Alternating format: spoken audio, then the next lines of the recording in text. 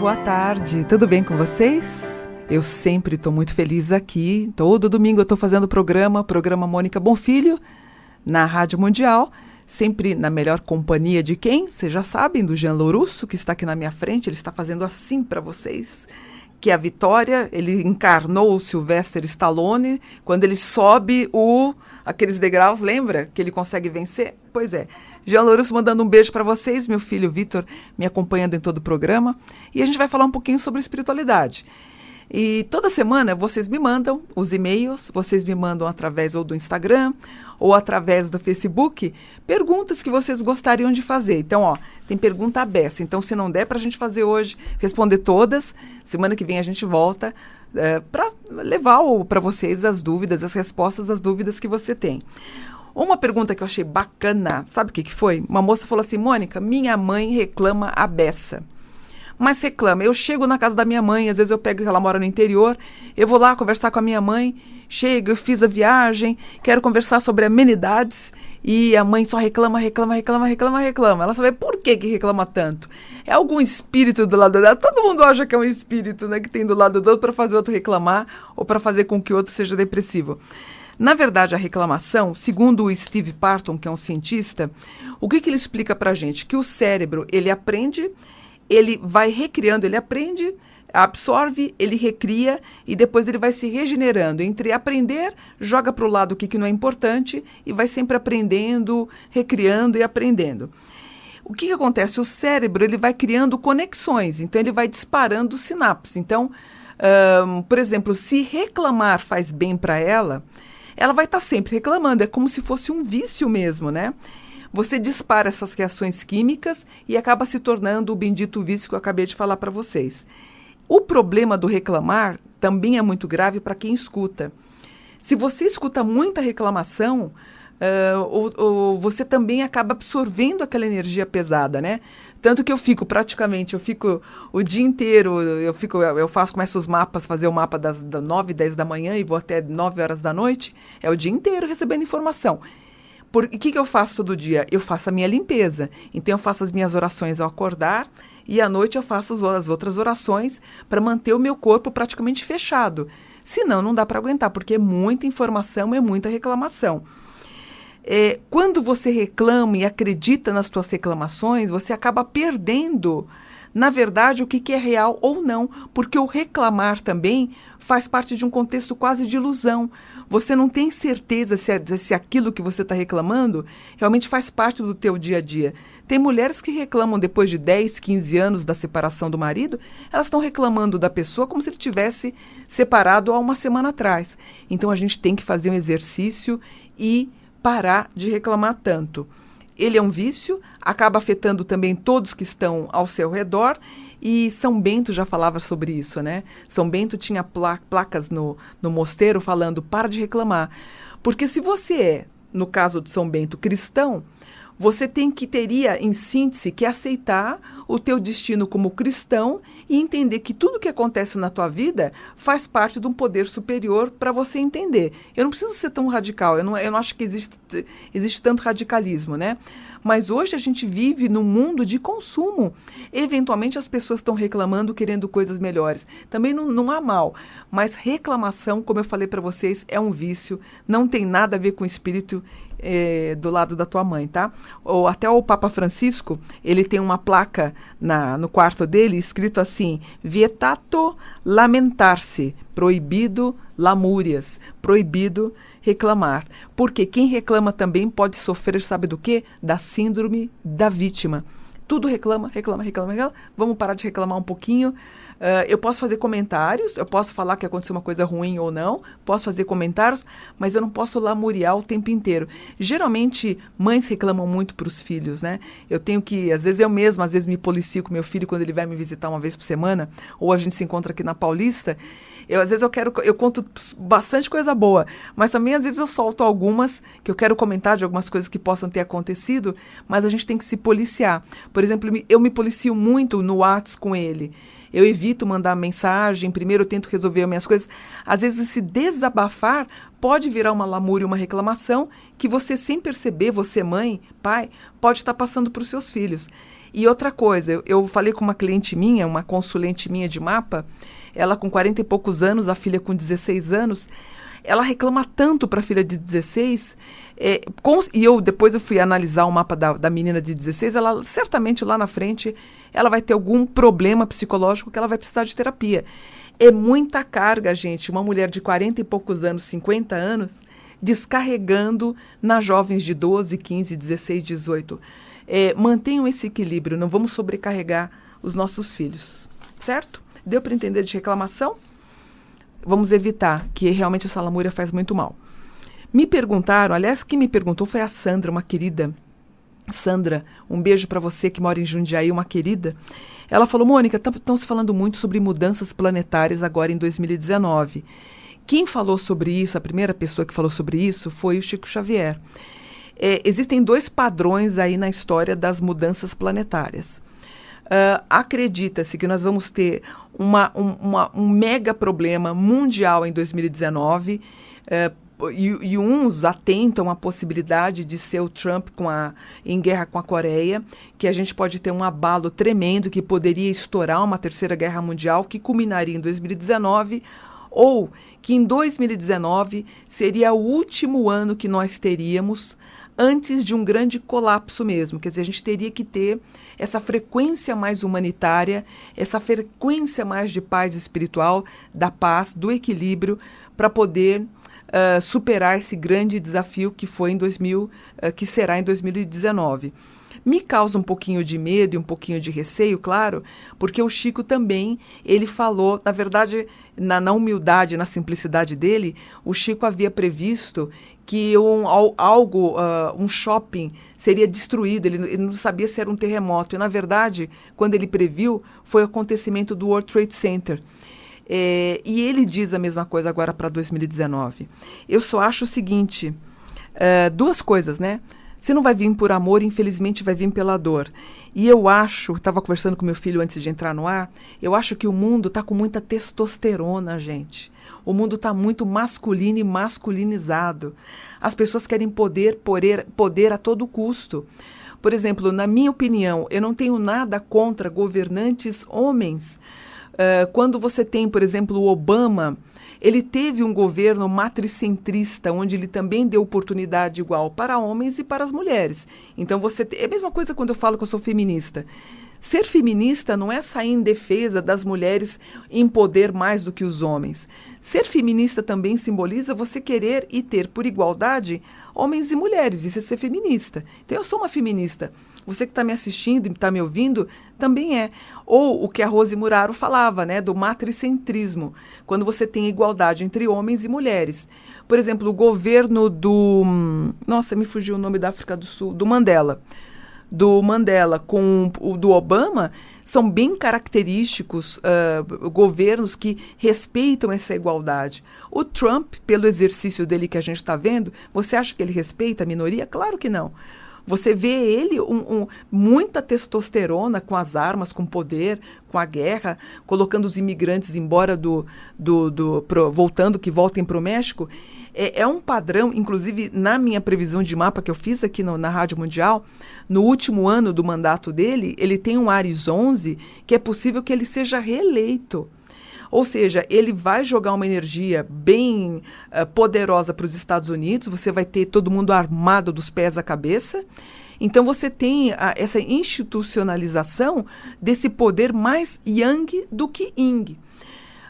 Quando nós tivemos, por exemplo, um governo de uma mulher, quando nós tivemos a América Latina ou na Argentina, foi uma tentativa inconsciente de tentar amenizar esse padrão do militar. Que, aliás, eu fiz uma consulta na sexta-feira para uma moça que é militar. Ela falou para mim, Mônica, eu sou militar, mas eu não quero um presidente que use esse argumento para ser presidente. E ela ainda falou para mim, Deus me livre. É muito delicado. Eu acho que a gente fala muito do militar, da volta do militarismo, e o que nós precisamos, na verdade, é de um governo forte no legislativo, no executivo e no judiciário. Então, você tendo esses 3 pilares solidificados, você não precisa ter o militarismo, cada um na sua. Quando eu vejo brasileiros querendo um governo mais militar, quando eu vejo o Trump com poder, eu vejo a Coreia do Norte, a gente tem um Putin na Rússia, você vê que o mundo... Eu estava conversando com meu filho também antes de entrar, meu Deus, me fugiu o nome do presidente da França, o Macron. Ele falou, mãe, ainda não dá para saber o que ele vai fazer. Existem algumas sutilezas no governo dele que nos encantam, outras a gente não sabe o que vai acontecer. Mas enquanto a gente tiver muito governo com homem, a gente pode ter problema com as mudanças planetárias em 2019. Eu acho que a gente vai ter problemas em 2019 na culminância de uma guerra tremenda. E a gente teve a Somália, gente, com 300 pessoas mortas, pelo menos foram os últimos dados. Aí você fala, Mônica, o que tem a ver Somália com espiritualidade? Tudo, gente, tudo. Quando a mídia impressa, visual, a TV, enfim, quando a mídia, ela comenta, ela dá uma semana de cobertura do que aconteceu, se eu não me engano, em Las Vegas, com a morte, com aquele atirador maluco, e ela fala pouquíssimo, quase 1 minuto só, foi uma vez e acabou que todo mundo reclamou da Somália. Isso é um governo voltado não ao matricentrismo. Quer dizer, você tem posicionamentos muito yang, e é um governo que não respeita as minorias. E onde não se respeita as minorias, não temos a igualdade. Deu para entender? Então, eu acho que a gente pode entrar em colapso, sim. Lembrando que nós temos um dos maiores cientistas do mundo, quando ele disse que daqui 100 anos é possível que haja uma demanda para a saída do planeta Terra, porque nós vamos destruir o nosso planeta, né? Quando eu vejo essa agressividade com os animais, eu sei que você também tem dó, mas a gente precisa também ter uma outra consciência. Quando eu vejo a Amazônia, gente, sendo desmatada para criar gado, para a gente consumir carne, eu não como, para as pessoas consumirem cada vez mais carne, e estamos ficando cada vez com mais câncer. As pessoas estão morrendo com câncer de tanto ingerir carne, frango e derivados. Isso é um crime, gente, é um crime contra a humanidade. E a Amazônia sendo devastada para poder ter gado e a vida continua. Então a gente tem que tomar uma conscientização desde de casa, desde pequeno, e tentar ter uma vida mais salutar e tentar criar esse ambiente espiritual que todo mundo deseja. Então eu queria que vocês mentalizassem sobre isso para a gente tentar ter essa igualdade. E quando eu vejo pessoas no Face vociferando presidentes, que eu sou totalmente contra a imposição dessas pessoas, principalmente no Face, brigando comigo, e, enfim, até quase me detonando, porque eu sou contra esse talvez futuro presidente, que se for vai ser muito complicado, porque aí a gente volta na história da testosterona, da masculinidade, do poder a todo custo enquanto a minoria é reprimida. A espiritualidade também vai ser reprimida, gente. É isso que eu falo. Você sendo espiritualista, lute pelo que você vê, o que você quer. Não fique escutando só seu marido, seu pai. Escute as mulheres, tá bom? Era isso que eu queria falar para vocês. E prometo tentar evitar falar sobre o tema, porque uma pessoa falou assim, Mônica, você não pode falar sobre anjos e falar sobre política. Por que não? Dalai Lama, ele é um líder religioso e também não defende o Tibete e defende a luta, porque ele foi expulso do país, quer dizer, ele nem pode entrar no Tibete. Não é sobre espiritualidade. Não adianta a gente só rezar, a gente também tem que ter as atitudes condizentes com o querer bem ao outro, né? E do jeito que as coisas estão, como o Chico está prevendo, podemos entrar em colapso agora, em 2019, certo? Uma pessoa perguntou para mim assim, Mônica, consigo aprender o tarô? Consegue. O tarô não precisa de dom, o mapa astral também não precisa de dom, você consegue sim aprender. Foi aquilo que eu falei da repetição. Hoje eu faço um bom mapa astral porque eu repeti ele tantas vezes e tantas vezes e tantas vezes que hoje eu me tornei muito boa no mapa. No começo talvez eu não era tanto, quando eu comecei na década de 2000. Hoje eu sou muito boa. Uma pessoa quando joga tarô, você pega as lâminas do tarô, elas estão todas arranhadas, sujinhas e tudo, de tanto que a pessoa usou o tarô. Então ela é uma boa taróloga. Então não precisa de dom, você precisa de técnica, né? Essa técnica eu ensino no curso, mas você precisa treinar. Aí você consegue, através do treino, ficar cada vez melhor, ter confiança e ser uma pessoa apta a jogar o tarô, né? Agora, dom é diferente. Por exemplo, quando eu vejo o Dalai Lama, quando ele foi escolhido, né, não sei se vocês sabem da história, ele pequenininho, ele foi encontrado pelos monges tibetanos, e eles foram até a casa desse Dalai atual, e o próprio Dalai bebezinho, ele conseguiu encontrar e diferenciar as coisas que ele teria usado na última encarnação. Se eu não me engano, ele é o 13º ou 14º. As coisas do antecessor dele, ele conseguiu pegar exatamente os objetos que eram da vida regressa dele, e assim ele foi eleito Dalai, que é o atual. Eu sigo ele, inclusive, no Instagram. Então, quando você tem o dom, como o Papa Francisco, é um dom. Agora, o tarô, você tem o exercício dessa situação de você ser uma boa taróloga ou uma astróloga, mas nada melhor do que a prática, tá bom? Outra pergunta. Mônica, meu nome é... não vou falar o nome não. Vou deixar reservado o nome aqui, ó. Ela diz o seguinte: reencontrei um amor de adolescente, um amor platônico. O amava de longe, por saber que nunca ele olharia para mim. Depois de 36 anos, nós nos reencontramos e começamos a sair. De uma hora para outra, ele se virou arredio, sem querer mais falar comigo. Me ajuda. Como rezo para o anjo dele, para que ele volte como era antes comigo? Desculpe a molação, beijos do seu coração. Se você pensa em rezar para o anjo para fazer com que ele volte para você, é um grande erro. Aliás, aconteceu 2 ou 3 vezes de pessoas querendo que eu ensinasse alguma oração para fazer com que o ex-namorado voltasse. Não tem nada a ver. Eu já falei sobre isso. Os anjos não interferem no nosso livre-arbítrio. O que é o livre-arbítrio? Quando o rapaz reencontra a menina depois de 36 anos, eles saem, e eles saíram, e ele depois não quer mais ter contato com a moça, simboliza que, através do livre-arbítrio dele, ele decidiu o que achou melhor para a vida dele. Não sei se eu fui claro. O anjo não tem nada a ver com se você pode orar. Você pode orar para se harmonizar. Você pode orar para o seu anjo, para você ter uma expansão áurica, você ficar melhor, dar uma limpada na tua estrutura espiritual e transmitir coisas boas. Agora, rezar para o anjo não vai fazer com que você ganhe na loteria. Rezar para o anjo, ele vai te harmonizar e encontrar um emprego. Não que o anjo vai fazer... Não sei se eu fui clara. Não é que o anjo vai te ajudar a encontrar um emprego. Ele vai te ajudar a te harmonizar. Essa harmonia vai fazer com que você seja simpático, junto, frente à pessoa que está fazendo a entrevista. E aí pode ter a empatia. Mas aí nós temos um outro fator. O que é? Você tem que ser muito boa no que está escrito no teu currículo e o que o entrevistador está querendo de você. É a mesma coisa quando, por exemplo, quando houve aquele problema da creche, que o rapaz jogou álcool e tudo mais. As pessoas perguntaram para mim: Mônica, o anjo não conseguiu parar essa pessoa? O anjo, ele não tem poder sobre o livre-arbítrio dos seres humanos, que é isso que é a grande base da estrutura da angelologia. Os anjos não podem interferir tanto na questão da bondade e maldade, eles não podem. Que aí nós temos a questão de Lúcifer, de Satanás. Por que que o bem existe, mas o mal, quando vem, ele vem e dá aquela chilinfrada na gente. A gente não tem poder sobre o livre-arbítrio das pessoas.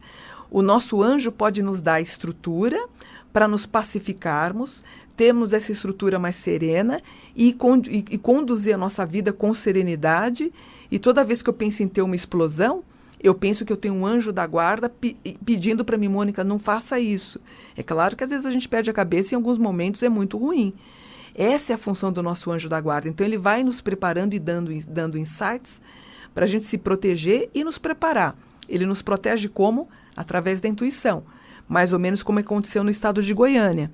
Se eu não me engano, foi Goiânia, sim, que teve a morte do menino, o atirador, um rapaz de 13 anos, se eu não me engano, foi Goiânia. Depois vocês me corrigem se eu estiver errada. Que ele acabou matando, acho que 4 pessoas ou 5 pessoas, eu não sei, porque eu não assisti um noticiário nesse final de semana. Não sei como é que ficou isso, que ele sofreu bullying, que isso é terrível. E ele tão cansado de sofrer o bullying. E uma coisa que me chamou a atenção foi o pai de um dos meninos mortos, que ele fala: eu perdoo o atirador.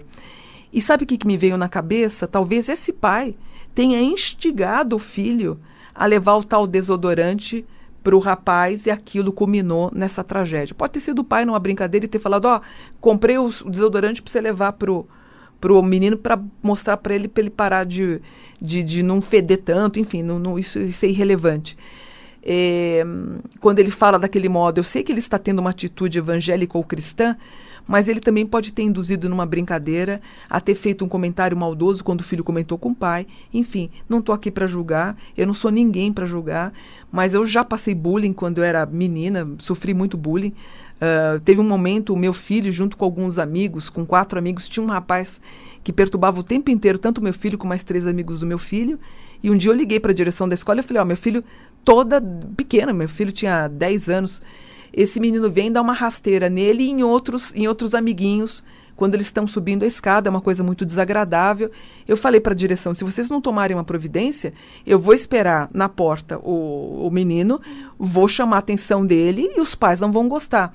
Eu não sei o que aconteceu, ou, na verdade, sei o que aconteceu, porque no outro dia parou a brincadeira, o menino nunca mais mexeu com meu filho e com os outros. Quer dizer, se também a gente não tem uma estrutura educacional para dar essa garantia de quem sofre o bullying ou quem sofre uma ameaça, alguma coisa, a gente tá tudo assim, eu acho que todo mundo tá ligando, sabe o quê? O botão do dane-se. Então, ou a gente começa a entender que bullying é uma coisa muito séria, eu volto a falar da tal testosterona, que é poder, poder, poder, poder, isso gera assuntos muito graves e muito sérios, e a condenação da espiritualidade.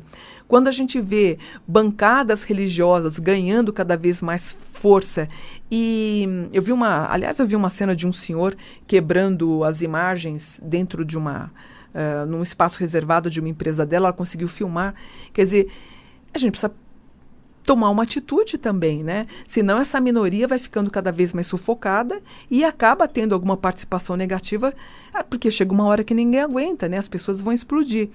Então, vamos repensar em tudo isso, né? Foi uma semana pesada essa semana passada está sendo, como eu falei para vocês, toda semana eu posto no Face, nós estamos solidários às famílias das pessoas que estão mortas.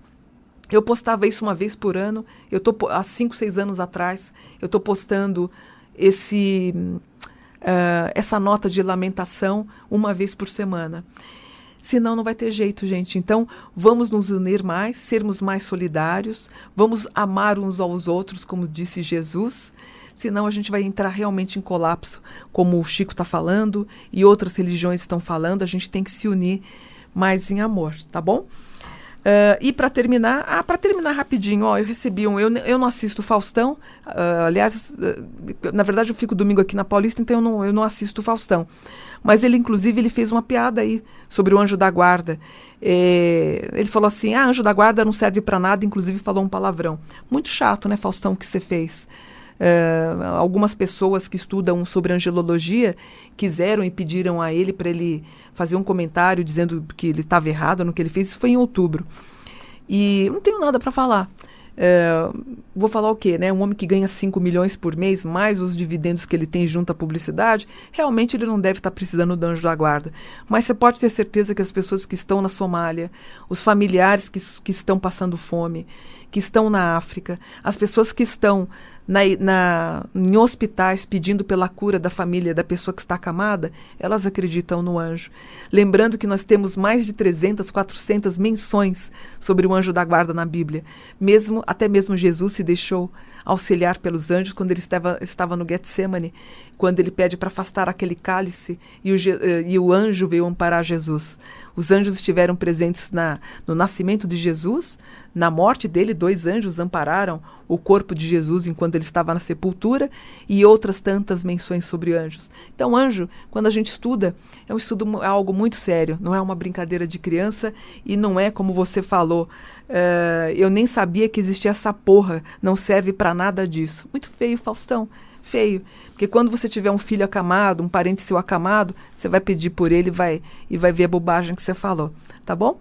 Vou ficando por aqui, o tempo já está acabando, é bom, as pessoas ligam para mim e falam, Mônica, é muito rápido o que você fala, mas é bom, assim a gente vai conseguindo agregar cada vez mais conteúdo para os próximos programas.